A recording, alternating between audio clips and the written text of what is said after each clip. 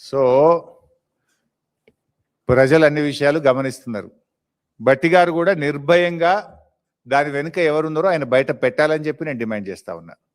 భట్టి గారు ఇలా ఇంకొక విషయం కూడా మనకు చాలా ఆశ్చర్యకరంగా ఈ రాష్ట్రంలో మనం చూస్తున్నాం ఏంటంటే, ఒకరేమో వైఎస్ రాజశేఖర రెడ్డి గారికి నేను వీర విధేయుణ్ణి అంటున్నారు, ఇంకొకరేమో చంద్రబాబు నాయుడు గారికి నేను పరమ భక్తుణ్ణి అని చెప్పుకుంటున్నారు. ఒక ఆయన సీఎం, ఇంకొక ఆయన డిప్యూటీ సీఎం. ఆ ఇద్దరు ఈ తెలంగాణ రాష్ట్ర ఏర్పాటుకు వ్యతిరేకంగా ఉన్న వాళ్ళే కదా.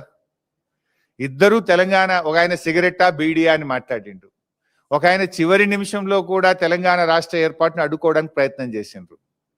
సో ప్రజలు అన్ని విషయాలు కూడా గమనిస్తూ ఉన్నారు. ఏంది వీళ్ళు ఏం చేస్తున్నారు, ఏం మాట్లాడుతున్న విషయాన్ని కూడా గమనిస్తున్నారు. భట్టి గారు కూడా ఆయన ఈ మొత్తం వ్యవహారం వెనుక ఎవరున్నారు ఏంటి అన్ని విషయాలు బయట పెడతా ఉన్నారు.